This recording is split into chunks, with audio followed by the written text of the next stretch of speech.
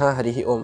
ಶ್ರೀ ಸತ್ಯವರ ದುಗ್ಧಾಬ್ಧೆ ರುತ್ಥಿತ ಜಗತೀತಲೆ ಸುಧಾ ಶ್ರೀ ಸತ್ಯ ಧರ್ಮಾಖ್ಯ ಪಾವಯೇತ್ ಸ್ಮರತಃ ಸತಃ. ಎಲ್ಲರಿಗೂ ಶುಭೋದಯ. ನಿನ್ನೆಯ ಆ ಪ್ರಶ್ನೋತ್ತರದ ವಿಡಿಯೋಗಳಿಗೆ ಅನೇಕ ಮೆಚ್ಚುಗೆಯನ್ನು ಬಹಳ ಜನರು ವ್ಯಕ್ತಪಡಿಸಿದ್ದೀರಿ. ಇಂಗ್ಲೀಷ್ನಲ್ಲಿನ ವಿಡಿಯೋ ಆಗಲಿ ಕನ್ನಡದಲ್ಲಿನ ವಿಡಿಯೋ ಆಗಲಿ ಪ್ರತಿಯೊಬ್ಬರೂ ಅದನ್ನು ಬಹಳಷ್ಟು ಮೆಚ್ಚಿದ್ದೀರಿ. ಅದರ ಸಂದೇಶವನ್ನು ಕೂಡ ಕಳಿಸಿದ್ದೀರಿ. ಎಲ್ಲರಿಗೂ ಅದಕ್ಕಾಗಿ ಅನೇಕ ಕೃತಜ್ಞತೆಗಳನ್ನು ತಿಳಿಸ್ತಾ ಇದ್ದೇನೆ. ಇವತ್ತಿನ ಒಂದು ಸುಭಾಷಿತವನ್ನು ನೋಡೋದಾದರೆ ಒಂದು ಕಡೆಗೆ ಹೇಳ್ತಾರೆ, ಏಕಸ್ವಾದು ನ ಭುಂಜೀತ ಏಕಶ್ಚಾರ್ಥಾನ್ನ ಚಿಂತಯೇತ್ ಏಕೋ ನ ಗಚ್ಚೇದಧ್ವಾನಂ ನೈಕಸ್ಸುಪ್ತೇಷು ಜಾಗ್ರಯಾತ್. ಕೆಲವು ಕೆಲಸಗಳಿಗೆ ಒಬ್ಬನೇ ಮಾಡಲಿಕ್ಕೆ ಹೋಗಬಾರ್ದು ಅಂತ ಒಂದು ಕಡೆಗೆ ಬಹಳ ಸುಂದರವಾಗಿ ಅದನ್ನು ಸಂಗ್ರಹ ಮಾಡಿ ಕೊಡ್ತಾರೆ. ಏನು? ಏಕಸ್ವಾದು ನ ಭುಂಜೀತ. ಅತ್ಯಂತ ಸ್ವಾದಿಷ್ಟವಾದಂತಹ ಅಡುಗೆ ಇದ್ದರೆ, ಅತ್ಯಂತ ಸ್ವಾದಿಷ್ಟವಾದಂತಹ ಆಹಾರ ಸಿದ್ಧವಾಗಿದ್ದರೆ ಒಬ್ಬನೇ ಎಂದಿಗೂ ತಿನ್ನಬಾರ್ದು ಅಂತ ಒಂದು ವಿಧಾನವನ್ನು ಶಾಸ್ತ್ರ ನಮಗೆ ಹೇಳಿಕೊಟ್ಟಿದೆ. ಒಬ್ಬನೇ ಎಂದು ತಿನ್ನಬಾರದು.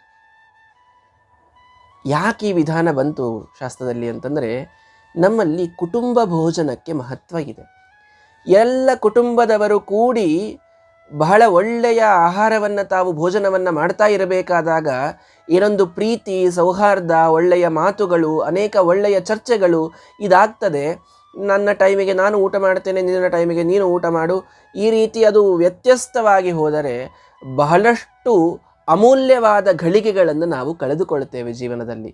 ಹೌದು, ಈಗಿನ ವೃತ್ತಿ ಜೀವನದಲ್ಲಿ ನಾವು ಬಹಳಷ್ಟು ನಮ್ಮ ಎಲ್ಲರೂ ಬ್ಯುಸಿ ಶೆಡ್ಯೂಲ್ ಅನ್ನುವಂಥ ಒಂದು ನೆವದಲ್ಲಿ ಬೆಳಗ್ಗೆ ಎದ್ದ ಮೇಲೆ ಮಕ್ಕಳು ಮತ್ತು ಕಾಲೇಜಿಗೆ, ಶಾಲೆಗಳಿಗೆ ಹೋಗ್ತಾರೆ, ತಂದೆ ತಾಯಿಗಳು ವೃತ್ತಿಗೆ ಹೋಗ್ತಾರೆ, ಇದು ಅನಿವಾರ್ಯ ಅಂತೆಲ್ಲ ಅನ್ನಿಸ್ತದೆ.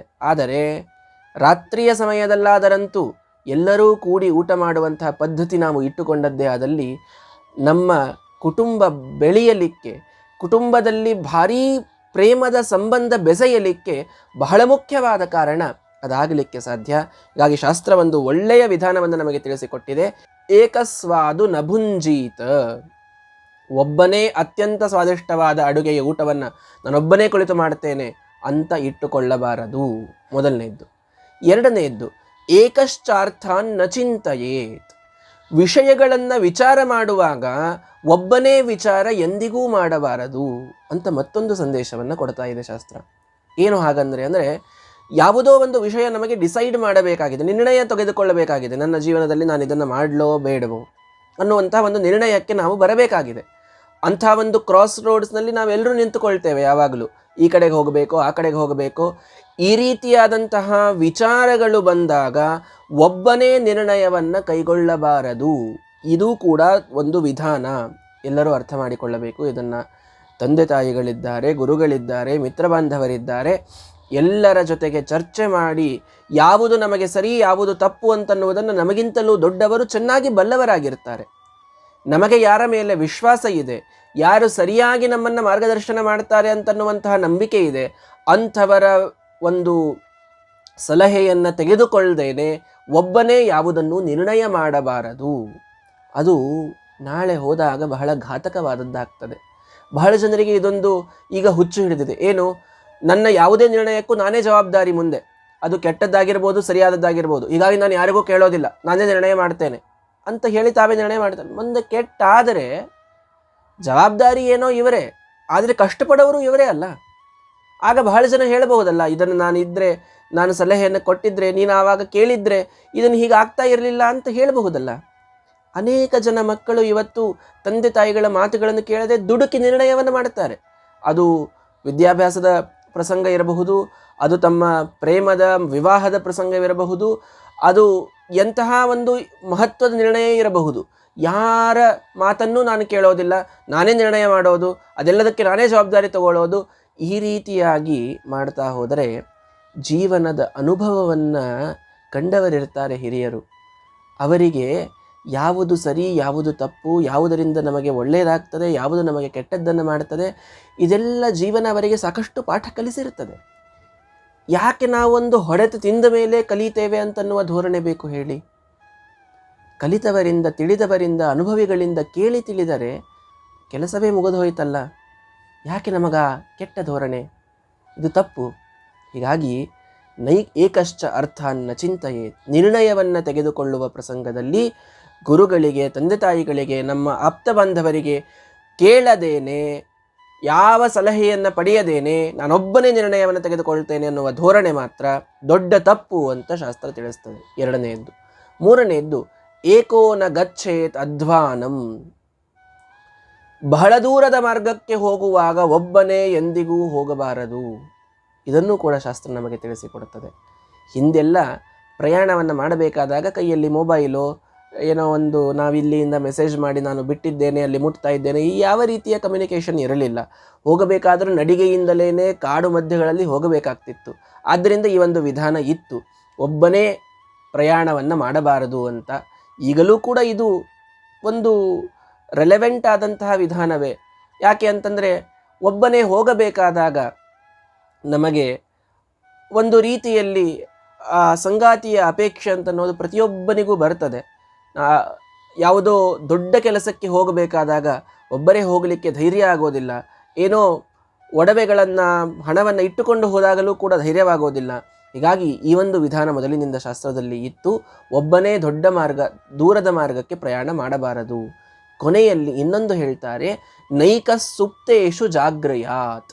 ಎಲ್ಲರೂ ಮಲಗಿದಾಗ ಒಬ್ಬನೇ ಎಚ್ಚರವಿರಬಾರದು.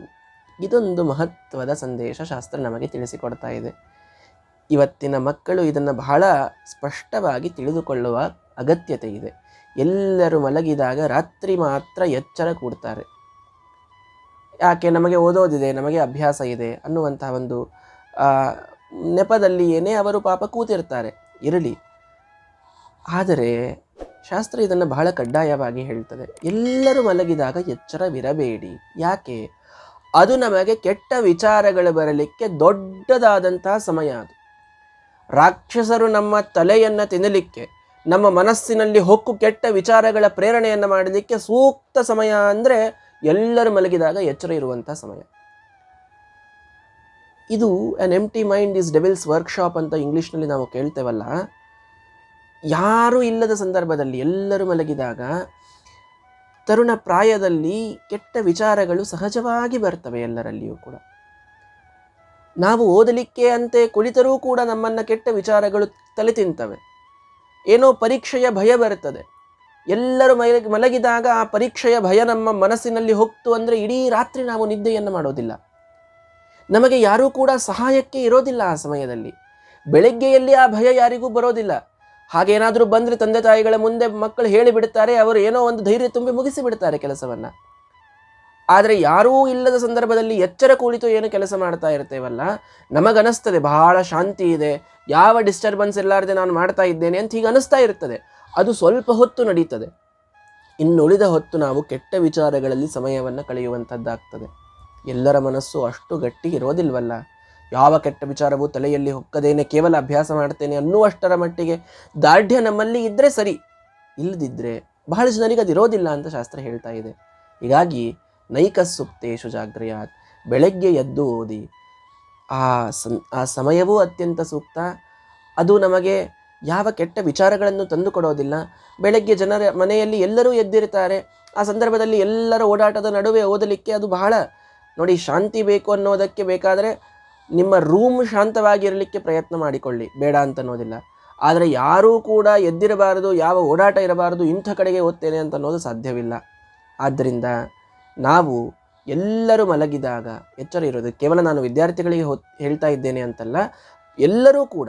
ನಾವು ಎಷ್ಟೋ ಜನ ಈಗ ಗಳಿಸುವಾಗ ಎಚ್ಚರ ಇರ್ತಾರೆ, ಬಹಳ ವಿಚಿತ್ರವಾದ ಭಯ ಕಾಡ್ತಾ ಇರ್ತದೆ. ಜೀವನವನ್ನು ಹೇಗೆ ನಡೆಸೋದು, ನನ್ನ ಆರ್ಥಿಕ ಸ್ಥಿತಿ ಬಹಳ ಕೆಟ್ಟದ್ದಾಗಿದೆ, ಈ ರೀತಿಯ ಕೆಟ್ಟ ವಿಚಾರಗಳು ತಲೆ ತುಂಬಿ ನಿದ್ದೆಗೆಟ್ಟು ರೋಗಗಳನ್ನು ಪಡೆದು ಇದ್ದ ಕುಟುಂಬಕ್ಕೆ ಮಾಡ್ತಾ ಇರತಕ್ಕಂತಹ ಒಂದು ಹೊಣೆಗಾರಿಕೆಯನ್ನು ನೀಗಿಸಲಂತಹ ಸಂದರ್ಭ ಇದೆಲ್ಲರಿಗೂ ಬರ್ತದೆ. ಇದು ಯಾವಾಗ ಅಂತಂದರೆ ಎಲ್ಲರೂ ಮಲಗಿದಾಗ ಒಬ್ಬನೇ ಎಚ್ಚರ ಇದ್ದರೆ ಈ ಸಮಸ್ಯೆ. ಆದ್ದರಿಂದ ಎಲ್ಲರ ಜೊತೆಗೆ ಮಲಗಬೇಕು, ಎಲ್ಲರ ಜೊತೆಗೆ ಏಳಬೇಕು. ಇದು ಬಹಳ ಮಹತ್ವದ ಒಂದು ವಿಧಾನ, ನಾವೆಲ್ಲರೂ ಜೀವನದಲ್ಲಿ ಪಾಲಿಸಬೇಕು. ಈ 4 ಮಾತುಗಳನ್ನು ನೆನಪಿಟ್ಟುಕೊಳ್ಳಿ. ಒಬ್ಬನೇ ಸ್ವಾದಿಷ್ಟವಾದ ಅಡುಗೆಯ ಊಟವನ್ನು ಮಾಡಬಾರದು, ಒಬ್ಬನೇ ಜೀವನದ ಮಹತ್ವವಾದ ನಿರ್ಣಯಗಳನ್ನು ಕೈಗೊಳ್ಳಬಾರದು, ಒಬ್ಬನೇ ದೂರಕ್ಕೆ ಪ್ರಯಾಣ ಬೆಳೆಸಬಾರದು, ಒಬ್ಬನೇ ಎಂದಿಗೂ ಎಲ್ಲರೂ ಮಲಗಿದಾಗ ಎಚ್ಚರ ಬಿದ್ದು ಕೂಡಬಾರದು. ಈ ನಾಲ್ಕನ್ನು ಪಾಲಿಸಿದರೆ ಬಹಳ ನೆಮ್ಮದಿಯಿಂದ ನಾವೆಲ್ಲರೂ ಇರಲಿಕ್ಕೆ ಸಾಧ್ಯ ಅಂತನ್ನುವುದನ್ನು ಶಾಸ್ತ್ರ ತಿಳಿಸ್ತಾ ಇದೆ. ನಾಳೆ ಮತ್ತೊಂದು ಸುಭಾಷಿತದೊಂದಿಗೆ ನಿಮ್ಮ ಮುಂದೆ ಬರ್ತೇನೆ. ಶ್ರೀಕೃಷ್ಣಾರ್ಪಣಮಸ್ತು. ಜೈ ಶ್ರೀರಾಮ್. ಶ್ರೀ ಗುರುಭ್ಯೋ ನಮಃ. ಹರಿ ಓಂ. Good morning everyone. I'd first like to thank each and every one of you, because yesterday many of you have shown great appreciation to the video, to the question answer that was dealt yesterday.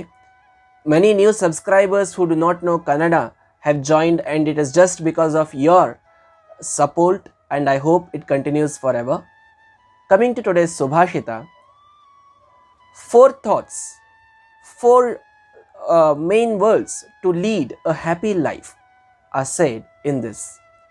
4 thoughts. First one, ekasvadu na bhunjita. What does that mean? Never eat the tasty food alone. Not just the tasty food, it's just said there, but never eat the food alone. In our today's busy schedule, we all have the nuclear family, and we make it more nuclear because parents will be having the food at different time. Children take their food to the schools and colleges, and it's not possible to have the food together, but it is a serious necessity of life.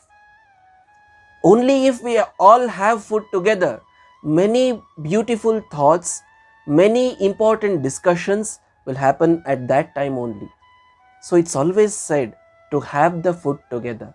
It's a very important thought to lead a happy life. It's an important thing for the love and affection to come out in the family. So first thought to remember, never eat the food alone. Second one, ekascharthan na chintayet. What does that mean? Is when you are taking a decision, never take it alone. Many of us have this thought that we will be responsible for whatever decision we take, so we never take advice from anyone, we decide on ourselves. This attitude is coming in today's youth, but it is very harmful. Our elders, our parents, our gurus, mentors, they are having the experience of life. They know what's good and what's bad. They know what result will fetch from this. They know everything because they have experienced it. When we have so many experienced people around us, why to simply take decision and then regret on that? Why to do? It's always better to take decisions only after consulting very close people, your parents, your mentors, elders. Only after consulting them, if we take a decision, it will be concrete. We will be knowing the consequences. We will be ready for anything that happens in the future. So it's always advised to take decisions after consulting. Of course, you are the one to take this decision. Of course, you have the independence, but the elders will show you the direction, which is good, which is bad. Only after knowing the consequences, if we take decision, then we will be safe and we will be ready for any type of results. So ekascharthan na chintayet. Don't think alone. Don't take decisions alone without asking anyone. That is the second thought. The third thought, eko na gachet adhvanam. When you are traveling for a far place, don't travel alone. This was said in the earlier times when there was no any transportation facility, when they all used to walk across the forest, and it was advised not to go alone. But now also we can consider that it is relevant. When you are traveling to a far place, don't travel alone. This is the third thought. Now the fourth most important thought is naikas supteshu jagrayat, which means when everybody is sleeping, don't keep awake. This is very important. Many of our youth today, in the name of reading, in the name of studies, they keep awake overnight, all the night. when the parents are sleeping, when everybody is sleeping at home, they themselves keep awake. Now it has got many harmful effects. First thing, an empty mind is a devil's workshop. As it is said, when we are alone, when the mind is empty, we think that there is no disturbance, it will be very peaceful, so we are awake and we are doing our studies. But it will happen only for some time, and after that many wise thoughts, many vicious thoughts will enter our mind. We will be busy with the thoughts. We will not concentrate on what work we were supposed to do. For the person doing jobs, if we are awake the whole night, then many of financial crisis, many of other difficulties will enter our mind, and it will never let us sleep, and we again will be in problem. We again will have the health issues. Now to avoid that, always sleep with others, wake with others. It is very important thing. Naika supteshu jagrayat, because it is the time where we get affected too much by the harmful thoughts. Our today's students, they say that they are studying and keep awake late night, but they will be playing the games, they will be doing all the other things which is not necessary for them. Not just the students I am speaking about, everyone will waste the time or will do the bad things if they are awake at night. So always have the timetable of sleeping with others and waking with others. And those who want to study, those who want to do some extra work, those who want extra time, please try to have it in the morning, not in the night. In the morning, everyone will be awake, everyone will be with us. Any bad thought, if it enters also, or for sometimes exam fear may enter, sometimes the fear of the consequences will haunt everyone. At that time, if someone is there with us, we will be safe, we will be protected, we will not be taking tension.